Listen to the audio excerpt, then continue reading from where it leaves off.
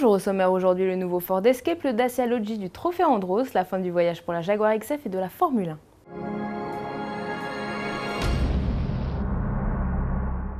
Ford dévoile aujourd'hui son nouveau SUV, l'Escape. Basé sur le concept Vertrek dévoilé en janvier à Détroit, il prend la succession de la précédente génération d'Escape aux États-Unis, mais aussi du Kuga en Europe. Il conservera d'ailleurs ce nom sur le vieux continent comme sur d'autres marchés.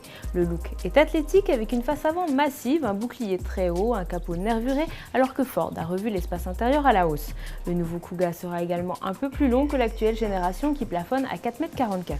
Sous le capot, Ford a placé des motorisations EcoBoost, un 4 cylindres 2 litres de 237 chevaux et un 4 cylindres 1,6 de 173 chevaux, une première sur le marché américain. L'Escape sera commercialisé au printemps 2012 aux États-Unis. Dacia dévoile son nouveau monstre pour le Trophée Andros, voici le Logi Glass. Logi, c'est un nouveau patronyme dans la gamme Dacia. Cette version Glass préfigure un modèle familial qui ne sera présenté que début 2012 à Genève.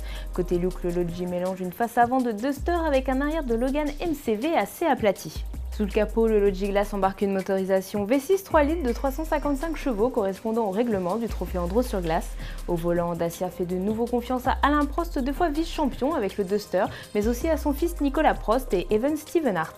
Le Trophée Andros débutera les 3 et 4 décembre à Val Thorens. Ça y est, elle est arrivée, la Jaguar XF 2 litres 2 qui avait entrepris la traversée des États-Unis d'est en ouest est arrivée lundi à Los Angeles.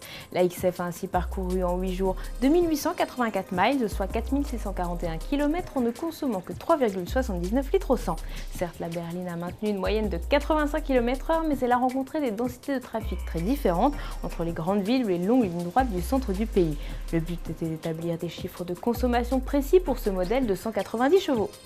Allez, on termine ce JT avec de la Formule 1. Dimanche à Abu Dhabi, le champion du monde en titre, Sébastien Vettel, a abandonné, trahi par son pneu arrière. Mais l'explication n'est peut-être pas si simple selon notre consultant Jean-Louis Moncet. Alors, il a été trahi d'une façon qu'on n'a pas toujours bien compris et qu'on n'a pas encore fini d'analyser. Ce n'est pas un défaut du pneu, en tout cas c'est ce que dit Pirelli.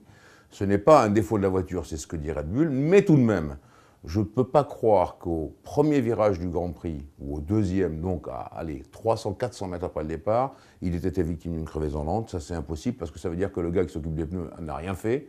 Impossible donc chez Red Bull, où tout est réglé à la seconde près. Ça, c'est la première chose. La deuxième chose, il avait quand même tapé la veille ou l'avant-veille à un endroit du circuit de ce côté-là. Peut-être que ça a joué aussi. En tout cas, moi, je penche plus pour une rupture de biellette de porte-noyau que d'un problème de pneus qui soudain déchappe.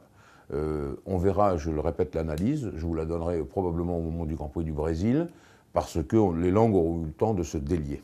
Allez, à demain sur autoplus.fr.